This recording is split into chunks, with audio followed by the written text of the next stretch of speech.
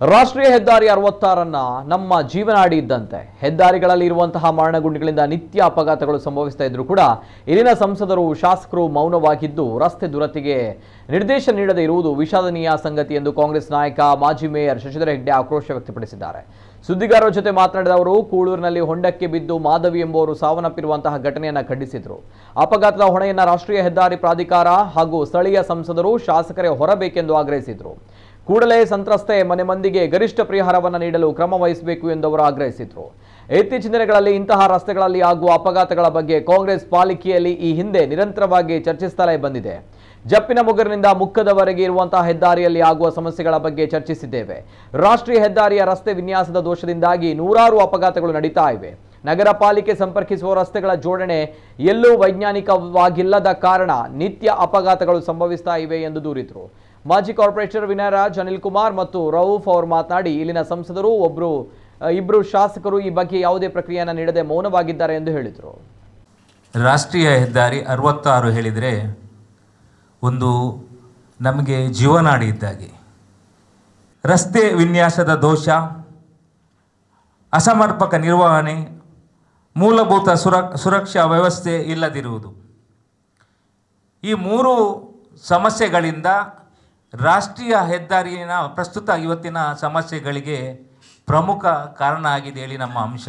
ಎಲ್ಲಿ ಪ್ರಾಕ್ಟಿಕಲ್ ಆಗಿ ಕೆಲಸ ಆಗಬೇಕಾ ಅಲ್ಲಿ ಅವರು ಕೆಲಸ ಮಾಡಲಿಲ್ಲ. ಮತ್ತೊಂದು ವಿಶೇಷ ಏನು ಹೇಳಿದರೆ, ಈಗ ಮಳೆಗಾಲ ಒಂದು ನಮ್ಮ ಜಿಲ್ಲೆಯಲ್ಲಿ ಮೇ ಜೂನ್ನಲ್ಲಿ ಆರಂಭವಾಗ್ತದೆ. ಇಲ್ಲಿ ಇವರು ಪ್ಯಾಚ್ ವರ್ಕ್ ಯಾವುದೇ ನಮ್ಮ ಮುಖ್ಯ ರಸ್ತೆಗಳಿಗೆ, ರಾಷ್ಟ್ರೀಯ ಹೆದ್ದಾರಿಗೆ ಮುಖ್ಯ ರಸ್ತೆಗೆ ಪ್ಯಾಚ್ ವರ್ಕ್ ಮಾಡೋದು ಇವರು ಮೇ ತಿಂಗಳಿನಲ್ಲಿ ಪ್ಯಾಚ್ ವರ್ಕ್ ಮಾಡ್ತಾರೆ. ಜೂನ್ನಲ್ಲಿ ಮಳೆ ಬರ್ತದೆ, ಪ್ಯಾಚ್ ವರ್ಕ್ ಮಾಡಿದ್ದು ಹೋಗ್ತದೆ. ಅಲ್ಲಿ ಏನಾಗಿದೆ ಹೇಳಿದರೆ, ಆ ಗುಂಡಿಗೆ 2-3 ಜನ ಬಿದ್ದರು.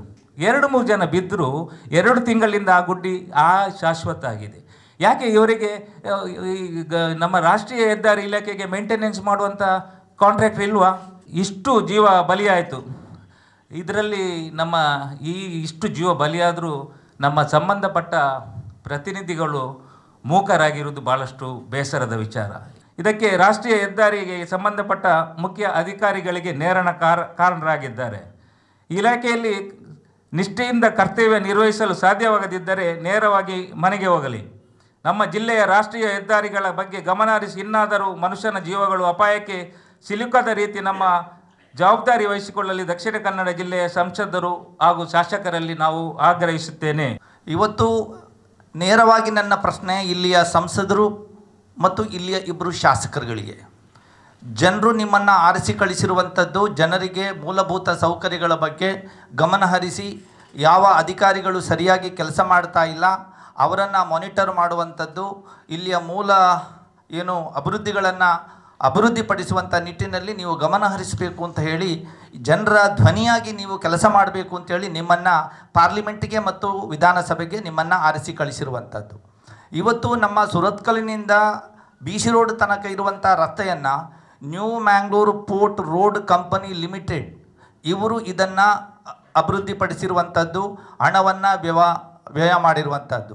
ಇರ್ಕಾನ್ ಕಂಪನಿ ಇದನ್ನು ಕನ್ಸ್ಟ್ರಕ್ಷನ್ ಮಾಡಿರುವಂಥ ಕಂಪನಿ. ಇವತ್ತು NMPT ಇರುವಂಥದ್ದು ಮಂಗಳೂರಿನಲ್ಲಿ. NMPT ರೋಡ್ ಕಂಪನಿ ಏನಿದೆ ಇರುವಂಥದ್ದು ಮಂಗಳೂರಲ್ಲಿ.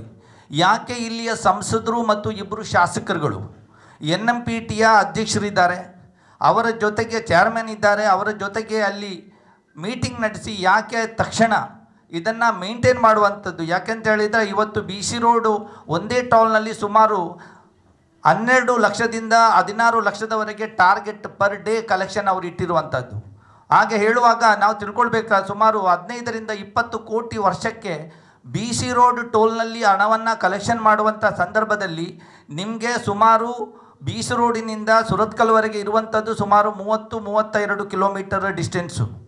ಈ ಡಿಸ್ಟೆನ್ಸ್ನಲ್ಲಿ ನಿಮಗೆ ಈ 15ರಿಂದ 20 ಕೋಟಿ ವರ್ಷಕ್ಕೆ ನೀವು ಕಲೆಕ್ಷನ್ ಮಾಡೋದಾದರೆ 2008ನೇ ಇಸವಿಯಿಂದ ನೀವು ಕಲೆಕ್ಷನ್ ಮಾಡ್ತಾ ಇದ್ದೀರಿ. ವರ್ಷಕ್ಕೆ 15ರಿಂದ 20 ಕೋಟಿಯಾಗಿ ಇಷ್ಟು ವರ್ಷ ನೀವು ಕಲೆಕ್ಷನ್ ಮಾಡಿರುವಂಥ ಹಣವನ್ನು ನೀವು ಎಲ್ಲಿಗೆ ಚೆಲ್ಲಿದ್ದೀರಿ ಅಂತ ಹೇಳುವಂಥದ್ದು ಕೂಡ ಇವತ್ತು ನಮಗೆ ತಿಳಿಸ್ಬೇಕಾಗ್ತದೆ.